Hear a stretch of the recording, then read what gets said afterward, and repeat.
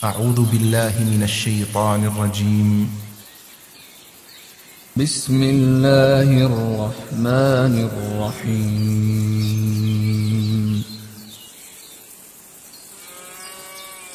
ألم تر أن الله يسبح له من في السماوات والأرض والطير صافات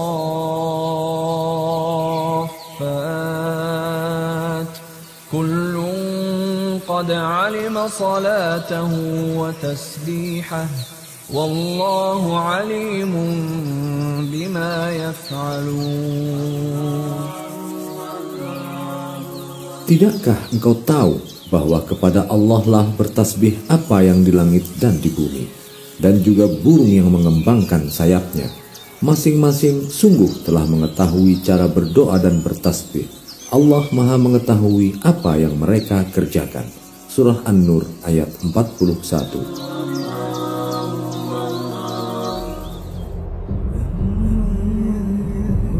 Hubungan antara manusia dan hewan sudah terjadi sangat lama. Demikian erat hubungan itu hingga terjadi pemujaan terhadap hewan dalam ritual keagamaan, terutama pada masyarakat pra-modern. Berbagai mitos berkembang sebagaimana pernah digambarkan oleh Diodorus Siculus, seorang sejarawan Yunani, mulai dari sebab kekaguman manusia terhadap kekuatan hewan hingga anggapan bahwa para dewa bersemayam dalam tubuh hewan-hewan tertentu.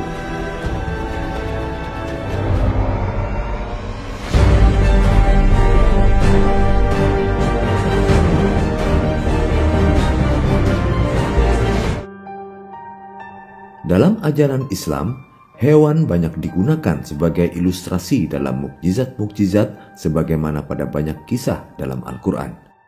Selain itu, Al-Quran juga banyak menjelaskan proses dan peri kehidupannya. Al-Quran memulai hubungan antara manusia dan hewan dengan peringatan. Sebagai khalifah, manusia diperingatkan oleh ayat-ayat Al-Quran dan hadis Nabi agar memperlakukan hewan dengan baik. Allah menyatakan bahwa hewan juga makhluk Allah seperti manusia.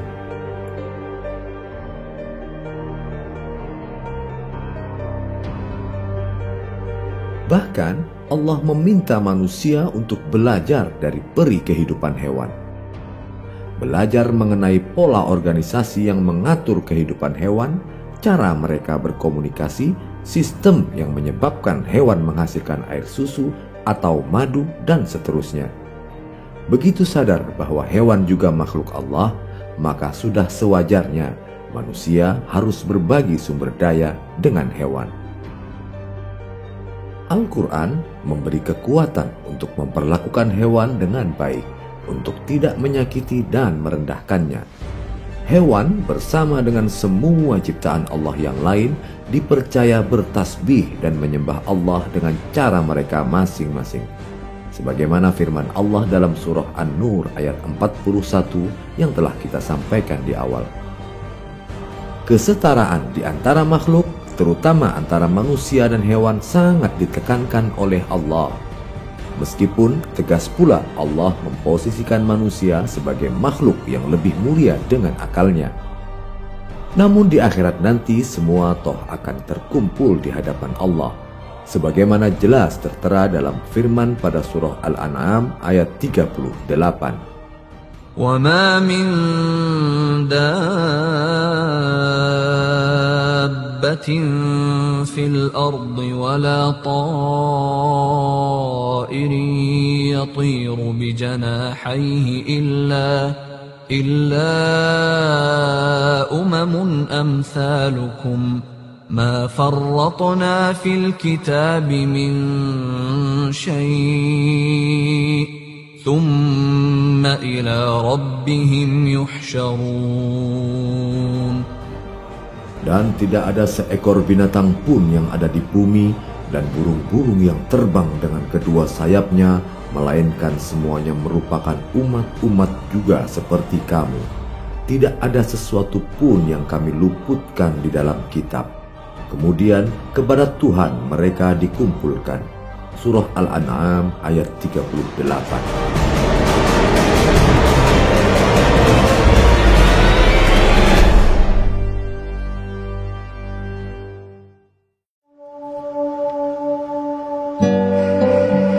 Dalam kajian tafsir ilmi serial hewan ini, mari kita bahas satu persatu hewan apa saja yang eksplisit tertulis di dalam Al-Quran. Lalu kita mencoba untuk mengkajinya baik dari sisi tafsir Al-Quran itu sendiri maupun dari perspektif sains modern.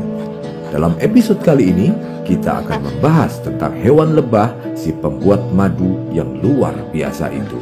Selamat mengikuti.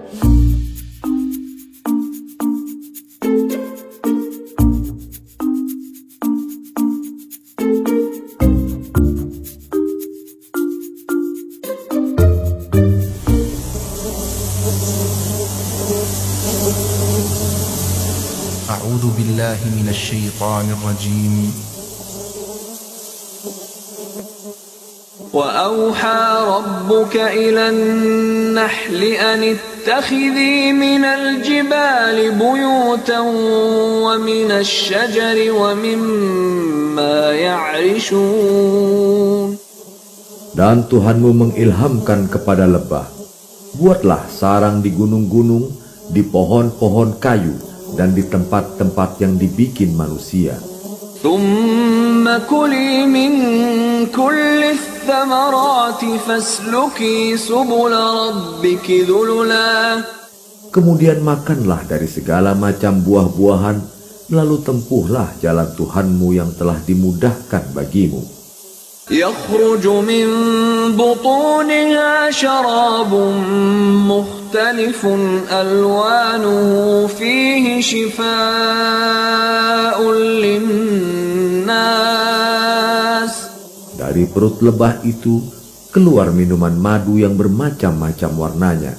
Di dalamnya terdapat obat yang menyembuhkan bagi manusia.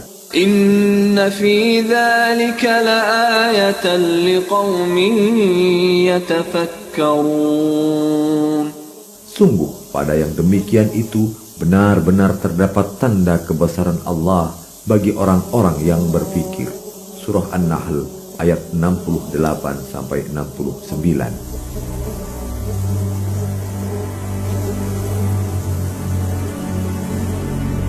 Perhatikan betapa ayat ini berbicara tentang lebah dengan begitu jelas. Surah An-Nahl memang kaya akan petunjuk ilmiah perihal kehidupan lebah madu. Ayat ini berbicara tentang lebah, utamanya lebah madu yang bermanfaat bagi manusia. Rangkaian ayat ini berisi rentetan petunjuk tentang keajaiban ilmiah. Terlihat jelas bahwa mukjizat Al-Quran masih terus dikisahkan dan ilmu pengetahuan dari waktu ke waktu menyingkapnya. Surah An-Nahl ayat 68-69 tersebut memberi informasi tentang fitrah yang Allah ciptakan pada diri lebah. Diperlihatkan di sana bagaimana lebah beraktivitas, bagaimana seluruh individu lebah tahu benar kewajiban dan tugasnya, dan bagaimana mereka melakukannya secara terpadu dengan individu lain dalam koloni. Alat-alat mengatur dan mengontrol itu semua telah tertanam dalam fitrah tersebut. Apabila diperhatikan, sarang lebah memiliki fungsi dan tujuan yang mirip dengan rumah manusia. Sarang lebah memiliki desain yang sangat maju. Ruangan-ruangan di sana diatur sedemikian rupa sehingga memungkinkan pengaturan suhu dengan optimal. Di dalamnya ada banyak ruangan dengan fungsi tertentu. Tiap ruangan memiliki bentuk heksagonal atau segi enam yang diakui merupakan satu-satunya struktur geometrik yang dapat memaksimumkan ruang.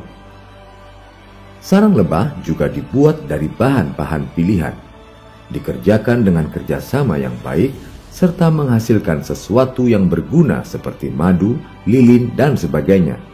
Apabila demikian halnya, maka kata buyut dalam ayat ini lebih tepat diterjemahkan menjadi rumah daripada sarang, mengingat rumah bagi manusia pun diatur sedemikian rupa sesuai fungsinya untuk menghasilkan manusia yang berperilaku baik dan bermanfaat bagi masyarakat. Lebah, khususnya lebah madu, sering dijadikan analogi bagi orang yang beriman, seperti sabda Rasulullah sallallahu alaihi wasallam, "Mathalul mu'mini mathalun nahlah, la ta'kulu illa tayyiba wa la tad'u illa tayyiba." Rawahu Ibnu Hibban an Abi Rozin. Perumpamaan orang yang beriman adalah seperti lebah. Lebah tidak makan kecuali makanan yang baik, dan ia juga tidak mengeluarkan sesuatu kecuali yang baik. Hadis riwayat Ibnu Hibban dari Abu Rozin.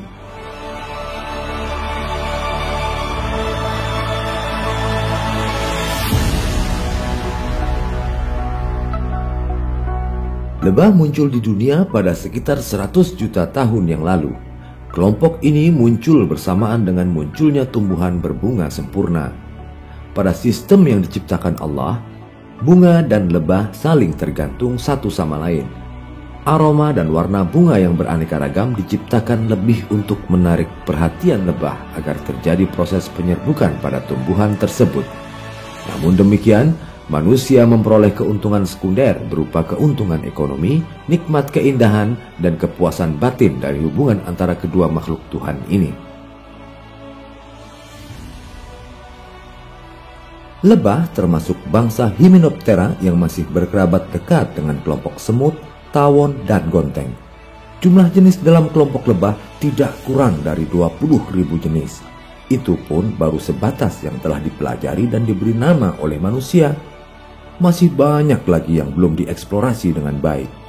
11 jenis diantaranya adalah lebah madu atau true honeybees dari marga Apis. Dari 11 jenis itu, 7 diantaranya terdapat di Indonesia. Kelompok lebah madu dikenal baik oleh manusia. Hubungan antara keduanya sudah berlangsung sejak lama.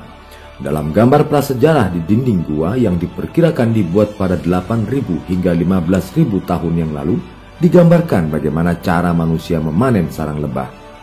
Pemeliharaan lebah itu sendiri diperkirakan dimulai di Mesir pada sekitar 2400 tahun sebelum Masehi. Dari Mesir, ternak lebah kemudian dengan cepat menyebar ke kawasan Laut Tengah lainnya dan daratan Eropa.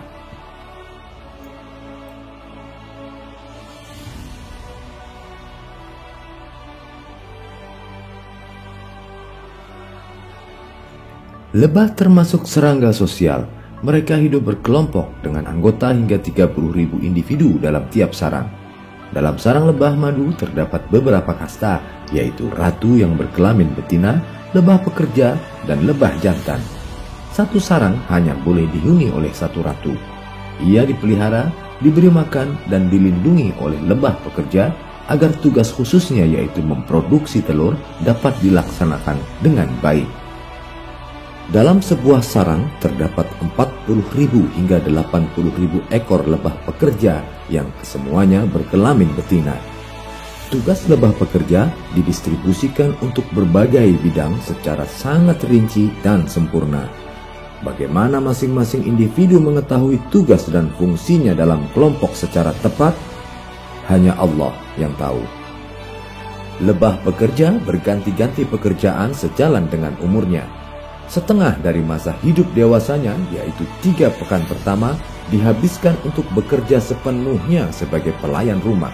Sebabnya, salah satunya karena hanya para lebah pekerja pada umur inilah yang mempunyai kelenjar yang dapat mengeluarkan suatu cairan yang disebut royal jelly.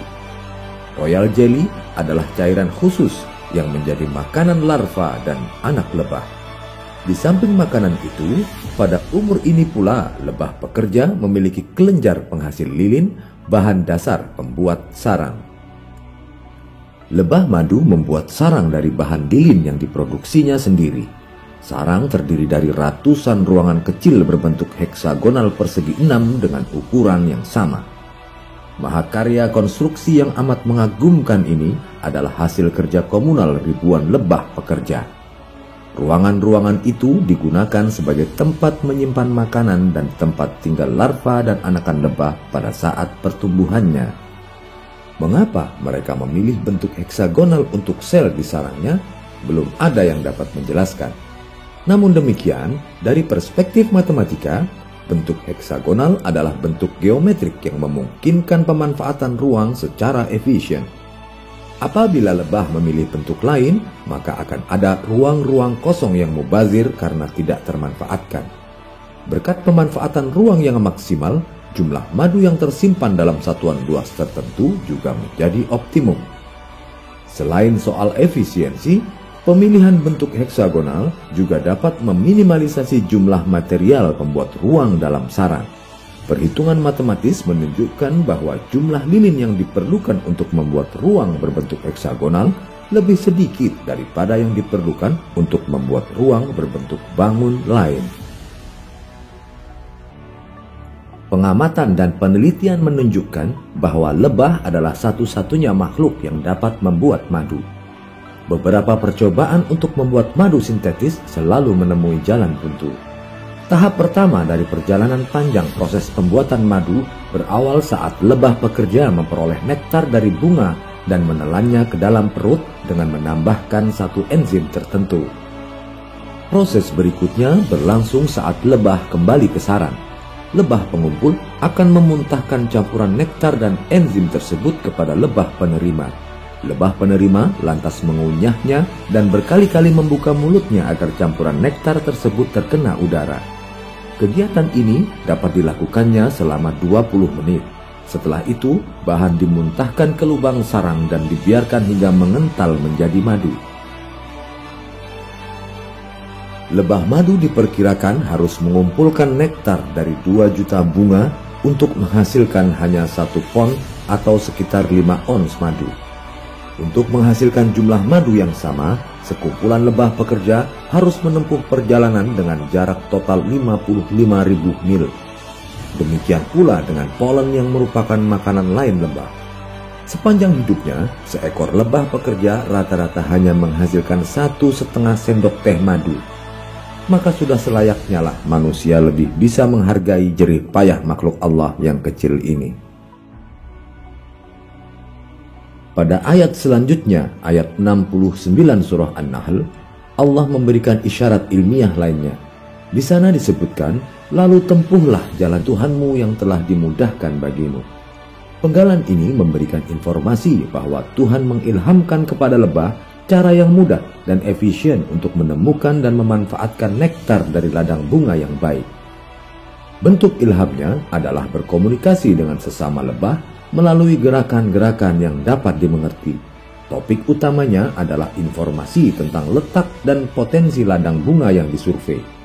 Sistem ini dikenal sebagai tarian lebah. Faktanya, kumpulan lebah pekerja yang berasal dari satu sarang diperkirakan mengunjungi 4 juta bunga per hari. Mereka benar-benar membanting tulang dalam hidupnya yang sangat singkat. Bagaimana binatang kecil yang hidup di bumi yang amat luas ini dapat menemukan padang bunga penghasil nektar dan benang sari dengan mudah dan efisien adalah suatu hal yang mencengangkan. Mula-mula, lebah pekerja pionir alias senior membentuk tim kecil yang bertugas keluar dari sarang untuk mencari kawasan ladang bunga yang menjanjikan. Tim pencari ladang bunga terdiri dari beberapa ekor lebah pekerja senior saja.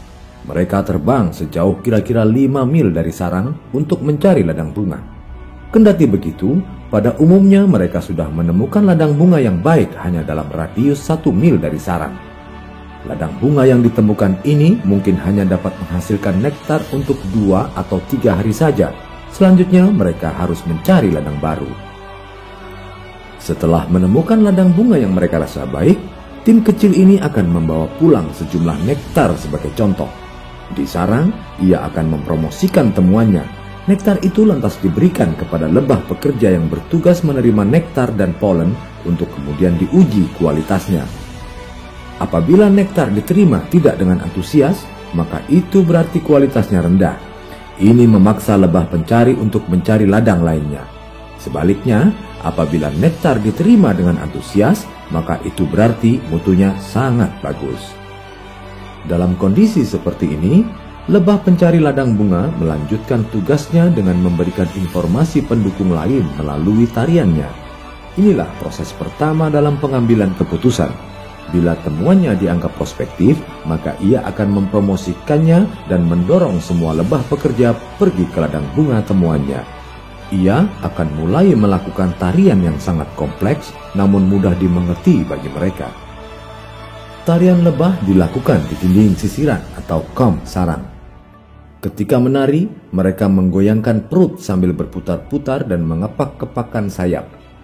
Masing-masing koreografi tarian dan variasi-variasinya memiliki makna komunikatif tertentu. Gerakan perut, kepakan sayap, dan kemana ekor mengarah, semuanya mengkomunikasikan arah, jarak, kuantitas, dan kualitas nektar di ladang bunga temuannya. Searah ataukah berlawanan dengan posisi matahari terbit, dan seterusnya.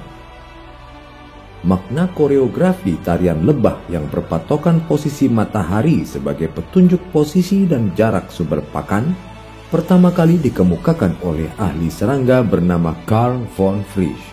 Ia lantas meraih Nobel pada tahun 1960 berkat temuannya ini. Manusia perlu waktu sekitar 20 menit untuk dapat memahami pesan dari gerakan tarian lebah itu. Sedangkan lebah sudah bisa menginterpretasikannya hanya dalam waktu 1 menit saja, bahkan kurang. Tarian lebah ini tidak hanya dilakukan dalam usaha mengumpulkan nektar saja, tapi juga dalam mencari sumber air atau saat terjadi pemecahan kelompok untuk menentukan lokasi sarang baru. Setelah tahu betapa ajaibnya peri kehidupan makhluk ciptaan Allah bernama lebah dengan segala aktivitasnya menghasilkan madu, tentu Anda sudah terbayang betapa manisnya madu hasil kerja keras kawanan lebah ini. Semanis manfaatnya untuk kesehatan manusia, sebagaimana firman Allah dalam surah An-Nahl ayat 69 di atas, "Dari perut lebah itu keluar minuman madu yang bermacam-macam warnanya. Di dalamnya terdapat obat yang menyembuhkan bagi manusia." Madu dikenal sebagai bahan alami yang sangat baik untuk makanan tambahan. Unsur-unsur yang dikandungnya dipercaya dapat menyehatkan mereka yang mengkonsumsinya. Madu murni adalah material yang sehat, mudah dicerna, dan makanan alami yang penuh energi. Ia mengandung karbohidrat, protein, lemak, enzim, dan beberapa vitamin. 1 sendok teh madu dapat memberikan 60 kalori dan mengandung 11 gram karbohidrat, 1 mg kalsium, 0,2 mg besi, 0,1 mg vitamin B, dan 1 mg vitamin C. Beberapa tahun terakhir, hasil-hasil penelitian yang dilakukan mengonfirmasi apa yang diindikasikan oleh Al-Quran mengenai manfaat madu. Kegunaan-kegunaan madu diantaranya menghambat pertumbuhan jamur dan bakteri, menjadi obat anti diare dan meningkatkan imunitas, obat luka biasa dan luka bakar, obat batuk, meningkatkan fungsi saluran pernafasan, dan lain sebagainya. Selain madu, material ikutannya juga mempunyai kandungan nutrisi dan vitamin yang tidak kalah tinggi. Material-material ikutan madu yang juga dari hasil proses kerja keras lebah sudah sangat dikenal manfaatnya dewasa ini. Bahkan, sebagian sudah diproduksi secara massal sebagai suplemen atau sejenisnya. Antara lain, bee pollen. Bee pollen adalah material serupa bedak yang terdiri dari kumpulan benang sari yang dikumpulkan dari bunga oleh lebah, berfungsi sebagai obat kanker, menurunkan stres, memulihkan stamina, dan banyak lagi. Selanjutnya, propolis. Lebah membuat propolis dari getah tumbuhan yang dibawanya ke sarang. Material ini dimanfaatkan lebah untuk mencegah masuknya virus dan bakteri ke dalam sarang. Bahan ini adalah antibiotik yang sangat baik bagi manusia. Dapat digunakan untuk menetralisir racun dan bahan pencemar yang terlanjur masuk ke dalam tubuh. Bahan ini juga membantu seseorang melepaskan diri dari ketergantungan terhadap obat, sekaligus memperkuat imunitas. Penelitian menunjukkan bahwa asam kafeik dalam propolis sangat efektif mencegah timbulnya kanker usus dan berbagai manfaat lainnya. Materi ikutan selanjutnya dari madu yang tak kalah menakjubkan adalah royal jelly. Royal jelly merupakan cairan kental yang dihasilkan oleh kelenjar air ludah lebah pekerja. Royal jelly yang disintesis saat pengolahan bee pollen di dalam perut lebah pekerja adalah campuran dari berbagai protein dan air. Bahan ini dikenal masyarakat luas sebagai obat awet muda, mencegah pertumbuhan tumor, dan sebagainya. Madu dan produk-produk turunannya selain bagus untuk suplemen, juga mempunyai kedudukan khusus dalam pengobatan tradisional di hampir semua tempat di dunia. Masyarakat kuno di Mesir, Assyria, Cina, Yunani, dan Roma menggunakan madu untuk mengobati luka dan nyeri lambung. Pada saat Bani Israel mengungsi dari Mesir melalui padang pasir pada masa Nabi Musa, janji yang menguatkan hati mereka adalah bahwa mereka akan tiba di kawasan yang dialiri oleh susu dan madu. Madu sebagai penyembuh sudah disebutkan dengan gamblang dalam ayat di atas. Hal itu juga masih dikuatkan oleh sabda Rasulullah sallallahu alaihi wasallam dalam riwayat berikut. Fil Qur'ani shifa'an, Al-Qur'anu wal 'asal. Al-Qur'anu shifa'un lima fis sudur, wal 'asalu shifa'un min kulli da'. Rawahu Al-Baihaqi fil Kubra 'an Ibnu Mas'ud mauqufa. Di dalam Al-Qur'an ada dua obat. Al-Qur'an itu sendiri dan madu. Al-Qur'an adalah obat bagi penyakit hati dan madu adalah obat bagi semua penyakit lahiriah. Riwayat Al-Baihaqi dalam As-Sunan Al-Kubra dari Ibnu Mas'ud secara mauquf. Uraian di atas menegaskan betapa pentingnya lebah bagi kehidupan manusia. Tidak hanya karena jasa mereka dalam menghasilkan madu dan lilin, tapi juga peran mereka dalam membantu proses polinasi atau pembuahan pada tumbuhan. Pohon dan tumbuhan lainnya tidak akan menghasilkan buah tanpa jasa polinator. Tertarik dengan warna dan bentuk bunga itu, lebah sang polinator datang untuk memperoleh nektar dan di waktu yang sama membuahi dan menyatukan sel jantan atau polen dan sel betina atau benang sari. Betapa Allah telah mengirimkan banyak sekali pelajaran bagi kita dari makhluk kecil bernama lebah ini. Sebagaimana sabda Rasulullah sallallahu alaihi wasallam yang telah kita sampaikan, perumpamaan orang beriman adalah seperti lebah. Lebah tidak makan kecuali makanan yang baik, dan ia juga tidak mengeluarkan sesuatu kecuali yang baik. Hadis riwayat Ibnu Hibban dan Abu Razim. Begitupun profil mukmin ideal. Mereka seharusnya memberi manfaat berlimpah sebagaimana lebah menghasilkan madu yang memiliki komposisi nutrisi lengkap dan mudah dicerna. Mencermati pola kehidupan lebah, setidaknya ada 6 sifat yang bisa dijadikan pelajaran bagi kaum muslimin, yaitu mempunyai banyak manfaat, bekerja keras seperti dicontohkan lebah pekerja dalam mengumpulkan nektar, bekerja dengan profesional dan fungsional sebagaimana pembagian tugas yang dipraktekkan dalam koloni lebah, bekerja sesuai keahlian, menghormati pemimpin yaitu lebah ratu yang merupakan satu-satunya pemimpin dalam koloni, dan terakhir rela berkorban demi orang lain sebagaimana ditunjukkan oleh lebah pekerja.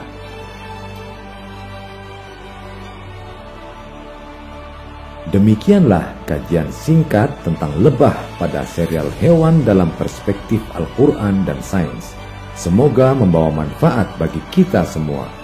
Jangan lupa ikuti terus kajian hewan-hewan lain yang tertulis di dalam Al-Quran pada serial berikutnya, yang tentu tak kalah menakjubkan.